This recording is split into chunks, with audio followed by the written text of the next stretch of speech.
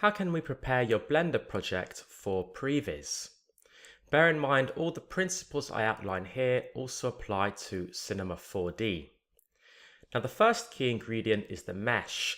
Here we have three laid out in our scene: center screen, house left and house right.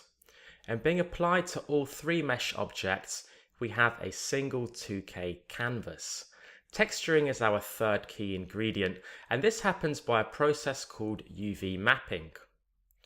Over to the right, you'll see a UV map. It's called feed_all.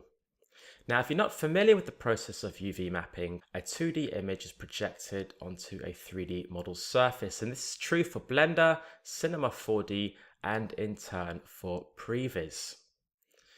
Now you'll see inside of Blender, if I go ahead and open up the UV editor, you'll see laid out as a background image our 2K texture. Now this is being sampled by all three mesh objects. By selecting center screen and hitting tab to go into edit mode, you'll see it has a corresponding UV shell sampling the center region of UV space.